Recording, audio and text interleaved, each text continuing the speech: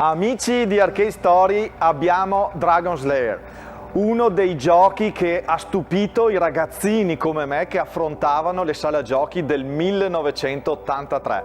Sì, perché questo gioco, anche se i suoi predecessori avevano già fatto qualche grafica in cartone animato, questo gioco ha dato il via all'essenza del videogioco laser game che ha conquistato milioni e milioni di giocatori in tutto il mondo, e questo è il cabinato che avevamo in Italia. Vicino a lui c'era quello americano.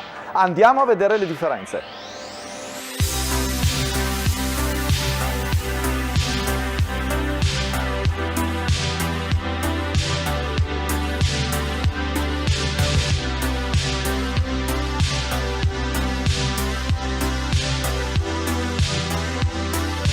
Sidam, la casa torinese produttrice di videogiochi, aveva appena perso la causa con Atari e Bartolino nel processo che la vedeva imputata nel plagio di 3 giochi mitici. Potete seguire sul nostro canale il video che specifica tutti e 3 i giochi.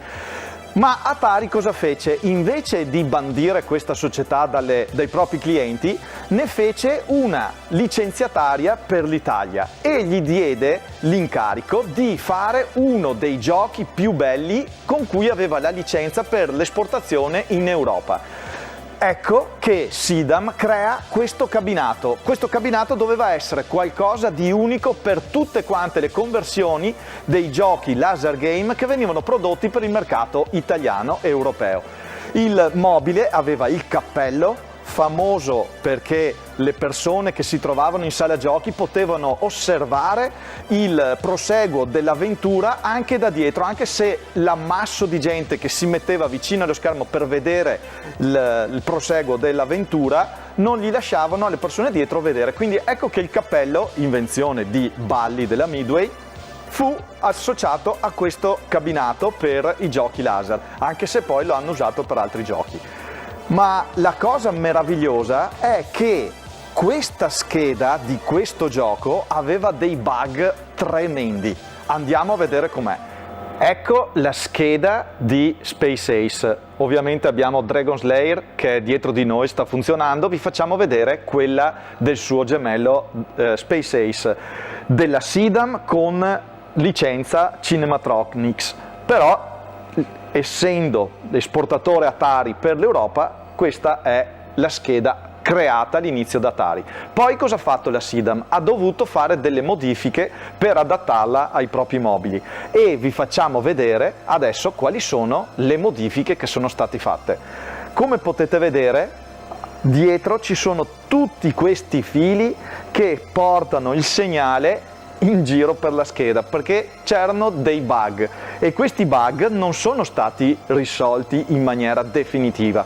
Infatti uno dei bug maggiori per quanto riguarda Dragon Slayer della Sidam è il fatto che per 2 volte, anzi per 3 volte nel proseguo dell'avventura del gioco voi farete la mossa corretta ma il gioco non ve la darà e quindi se volete finire il gioco dovrete avere per forza 5 vite, altrimenti non riuscirete mai a portare a termine il gioco. Ci sono molte scene che sono leggermente differenti dall'originale Cinematronics americano.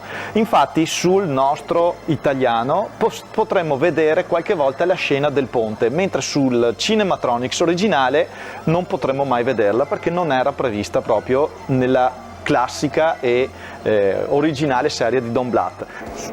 Una cosa molto interessante era quello che veniva usato per non far passare la polvere dagli ambienti della sala giochi. Infatti avevano usato un filtro di una Fiat Punto per fare in maniera tale che minor sporcizia possibile arrivasse al lettore laser del gioco. Infatti dovete sapere che molte sere i noleggiatori dovevano prelevare dal lettore laser il disco e pulirlo perché si formava uno strato, una patina di fumo dell'ambiente che si depositava proprio sul disco e se non veniva pulito il gioco non funzionava più. Altra cosa molto carina che riguarda la Sidam è il modo in cui veniva accettata la moneta per questo cabinato. Questa cosa è prevista proprio dalla scheda PCB e l'abbiamo anche riparata perché aveva un problema interno. Praticamente c'è una sorta di antifurto per i malintenzionati che inserivano nella fessura delle monete qualcosa per far andare a scattare il credito all'interno del gioco. Infatti, se noi teniamo premuto, come sentite, sta facendo una sorta di antifurto e il credito non viene inserito, ma se noi lo premiamo veloce, il credito funziona.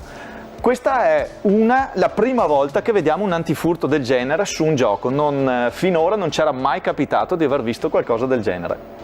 Vi abbiamo raccontato la storia di questo Dragon Slayer, quello che è in nostro possesso, perché tantissime persone raccontano di cabinati che non hanno nemmeno mai visto, ma noi vi abbiamo raccontato la storia di quello che abbiamo e lo porteremo sicuramente nelle fiere che avverranno nell'arco del 2023, così potrete provarlo e anche voi potrete vedere quanto bello è giocare con il cabinato originale dell'epoca, soprattutto se italiano. Ragazzi, ci vediamo con il prossimo video e un saluto da tutti. Ciao ciao!